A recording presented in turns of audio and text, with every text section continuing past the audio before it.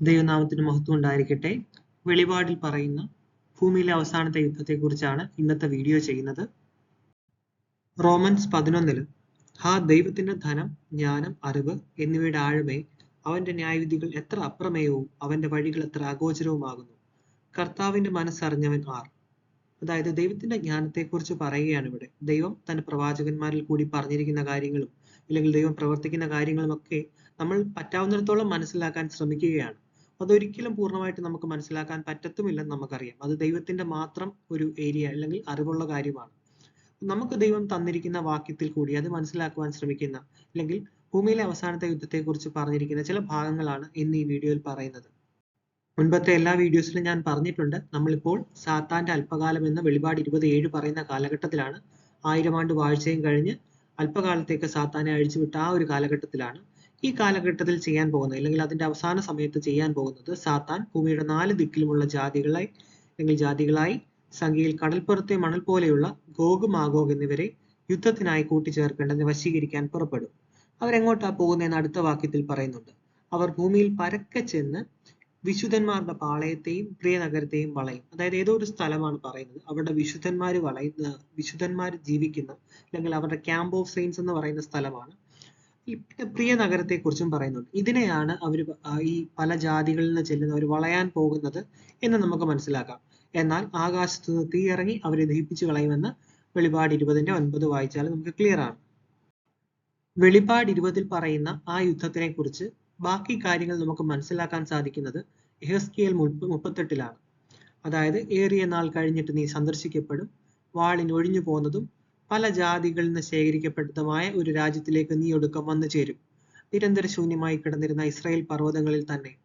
അതായത് നമുക്ക് മനസ്സിലാക്കാൻ സാധിക്കും, അപ്പുറത്ത് നമ്മൾ വായിച്ചിരുന്നു, വിശുദ്ധര് താമസിക്കുന്ന സ്ഥലമാണ്. ഒരു പല ജാതികളിൽ നിന്ന് ശേഖരിക്കപ്പെട്ടതായ ഒരു രാജ്യത്തിലേക്കാണ് വന്നേക്കുന്നത്. അതിനെയും വിളിക്കുന്നത് ഇസ്രായേൽ എന്ന് തന്നെയാണ്.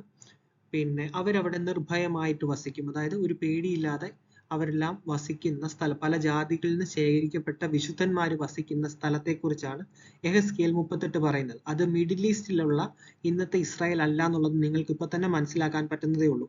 കാരണം നിർഭയമായി വസിക്കുന്നത് പല ജാതികളിൽ നിന്ന് വന്ന വിശുദ്ധർ വസിക്കുന്ന സ്ഥലമെന്ന് നമുക്ക് വെളിപാട് 20 യെഹെസ്കേൽ 38 വായിച്ചാൽ മനസ്സിലാക്കാം. അടുത്ത വാക്യം വായിച്ചാൽ, മതിലുകളില്ലാത്ത ഗ്രാമം ഉള്ള ദേശത്ത് ഞാൻ ചെല്ലുമെന്ന്, കൊള്ളയിടേണ്ടതിനും കവർച്ച ചെയ്യേണ്ടതിനും ശൂന്യമായി കിടന്നിട്ട് വീണ്ടും നിവാസികളുള്ള സ്ഥലങ്ങൾക്കും നേരെയും ജാതികളുടെ ഇടയിൽ നിന്ന് ശേഖരിക്കപ്പെട്ടും കന്നുകാലികളെയും ധനത്തെയും സമ്പാദിച്ചും ഭൂമിയുടെ മധ്യേ വസിച്ചും ഇരിക്കുന്ന ഒരു ജനത്തിന്റെ നേരെയും കൈ നീട്ടേണ്ടതിനും. ഇത് ഗോഗ് പറയുന്നതായിട്ടാണ് പറയുന്നത്. നമുക്ക് അവിടെ ശ്രദ്ധിച്ചാൽ മനസ്സിലാവും, മതിലില്ലാത്ത ഗ്രാമം, അതായത് പരസ്പരം അടികളൊന്നും ഇല്ലാത്ത, ആരെയും പേടിക്കേണ്ടാത്ത രീതിയിലുള്ള ഒരു ഗ്രാമം. അവിടേക്കാണ് ഈ ഗോഗ് ചെല്ലാൻ പോകുന്നത്. അപ്പൊ അവിടെ ആദ്യമേ ശൂന്യമായി കിടക്കുകയായിരുന്നു അനേക കാലം, പിന്നെ നിവാസികൾ ഉണ്ടായി. ഭൂമിയുടെ മധ്യേ വസിക്കുന്ന സ്ഥലം, അവിടെ കന്നുകാലികളും ധനത്തെയും സമ്പാദിച്ചു എന്നൊക്കെ പറയുന്നുണ്ട്. നമുക്ക് ഇവിടുന്ന് ക്ലിയർ ആയിട്ട് മനസ്സിലാക്കാൻ പറ്റുന്നത്, ദൈവം തന്റെ യഥാർത്ഥത്തിലുള്ള അല്ലെങ്കിൽ പഴയ ഇസ്രായേൽ ഒരു മിറർ ആയിരുന്നെങ്കിൽ യഥാർത്ഥത്തിൽ പാലും തേനും ഒഴുകുന്ന ദേശത്തേക്കാണ് തന്റെ വിശുദ്ധന്മാരെ കൂട്ടിക്കൊണ്ടുപോയത് അല്ലെങ്കിൽ ക്യാമ്പ് ഓഫ് സെയിൻസിനെ കൊണ്ടുപോയത്. അവിടെയാണ് ഈ മതിലുകളില്ലാത്ത ഗ്രാമം അല്ലെങ്കിൽ നിർഭയമായി വസിക്കുന്ന ഗ്രാമം. അവിടേക്കാണ് ഈ ഗോഗ് മാഗോഗ് യുദ്ധം നടക്കുന്നത്, അല്ലെങ്കിൽ ഗോഗ് തന്റെ സൈന്യത്തെയും കൊണ്ട് യുദ്ധത്തിന് പോകുന്നത്. നമുക്ക് വെളിപാട് 20 വായിച്ചാൽ അറിയാം, അത് സാത്താൻ സകല ജാതികളെയും തെറ്റിച്ചു കൊണ്ടുപോകുന്ന കഥയാണ് അല്ലെങ്കിൽ കാര്യമാണ് നമുക്ക് മനസ്സിലാക്കാം. ഇത് സ്വിറ്റ്സർലാൻഡിന്റെ ഒരു പടമാണ്. അവിടെ നമുക്ക് കാണാൻ പറ്റും മതിലുകളൊന്നും ഇല്ലാത്തൊരു ഗ്രാമം. അതായത് എത്ര പീസ്ഫുൾ ആയിട്ട് കന്നുകാലികളുമായും അല്ലെങ്കിൽ എല്ലാ മനുഷ്യരവിടെ അല്ലെങ്കിൽ വിശുദ്ധരവിടെ താമസിക്കുന്നതിനെ കുറിച്ചൊക്കെ ഒരു സാമ്പിൾ ആണ് നമുക്ക് ഈ സ്വിറ്റ്സർലാൻഡിന്റെ ഫോട്ടോ നോക്കിയാൽ കാണാൻ സാധിക്കുക. ഞാൻ പറഞ്ഞിരുന്നു, എനിക്ക് ഇതിനകത്ത് മനസ്സിലായ വാക്യങ്ങളാണ് ഇവിടെ സ്പെസിഫൈ ചെയ്യുന്നത്. ഒട്ടൊഴിയാതെ മതിലും ഓടാമ്പലും കതകും കൂടാതെ നിർഭയം വസിച്ച് സ്വൈര്യമായിരിക്കുന്നവരുടെ നേരെയും ഞാൻ ചെല്ലും എന്ന് നീ പറയും. അപ്പൊ ഇത് ഗോഗ് പറയുന്നതാണ്. അപ്പൊ ആ സ്ഥലത്തിന്റെ പ്രത്യേകത നോക്കണം. വിശുദ്ധരുണ്ട്, പല ജാതികളിൽ നിന്ന് ശേഖരിച്ചു കൊണ്ടുവന്നവരാണ്, അവർ സമാധാനത്താലെ കഴിയുകയാണ്. അവിടെ ഒരു വാതിലും മതിലും പോലും ഇല്ല, അല്ലെങ്കിൽ കതക് പോലും ഇല്ലാത്ത ഒരു ദേശത്തെ കുറിച്ചാണ് ഈ പറയുന്നത്. അല്ലെങ്കിൽ അങ്ങോട്ടാണ് ഇവര് കൊള്ളയടിക്കാനായിട്ടൊക്കെ ചെല്ലുന്നത് എന്ന് നമുക്ക് മനസ്സിലാക്കാം. അതിനുശേഷം നമുക്ക് മനസ്സിലാക്കാൻ പറ്റുന്നത്, അതായത് 16ാമത്തെ വാക്യം വായിച്ചു കഴിഞ്ഞാൽ, അന്ത്യകാലത്ത്, അതായത് എൻഡ് ഓഫ് ടൈം ആണ്. കാരണം ഇതിനുശേഷം ജഡ്ജ്മെന്റ്, ന്യായവിധിയാണ്. ജാതികൾ ഞാൻ എന്നെ തന്നെ നിങ്ങൾ വിശുദ്ധീകരിക്കുമ്പോൾ അവർ എന്നെ അറിയേണ്ടതിന് ഞാൻ നിന്നെ എന്റെ ദേശത്തിന് നേരെ വരുത്തും. ഇസ്രായേൽ ദേശത്തിന് വിരോധമായി ഗോഗ് വരുന്ന അന്നാളിൽ എന്റെ ക്രോധം എന്റെ മൂക്കിൽ ഉജ്ജ്വലിക്കും എന്ന് യഹോവയായ കർത്താവിന്റെ അരുളപ്പാട്. അന്നാളിൽ നിശ്ചയമായിട്ട് ഇസ്രായേൽ ദേശത്ത് ഒരു വലിയ ഭൂകമ്പം ഉണ്ടാകും എന്ന് ഞാൻ എൻ്റെ തീക്ഷ്ണതയിലും എൻ്റെ കോപാഗ്നിയിലും അരുളി ചെയ്തിരിക്കുന്നു. അങ്ങനെ സമുദ്രത്തിലെ മത്സ്യവും ആകാശത്തിലെ പറവയും കാട്ടിലെ മൃഗവും നിലത്തെഴിയുന്ന ഇഴജാതിയൊക്കെയും ഭൂതലത്തിലെ സകല മനുഷ്യരും എൻ്റെ സന്നിധിയിൽ വിറയ്ക്കും. മലകൾ ഇടിഞ്ഞു പോകും, കടും തൂക്കങ്ങൾ വീണുപോകും, എല്ലാ മതിലും നിലംപരിചാകും. അപ്പൊ നമുക്ക് മനസ്സിലാക്കാവുന്നത് AD 70 ഒരു ഡേ ഓഫ് ദ ലോർഡ് അല്ലെങ്കിൽ ദൈവത്തിന്റെ ക്രോധ ദിവസം എന്ന് പറയുന്ന ഒരു കാര്യം ഉണ്ടായിരുന്നു നമുക്കറിയാം. ഞാൻ മുമ്പത്തെ വീഡിയോസിൽ പറഞ്ഞിട്ടുണ്ട്.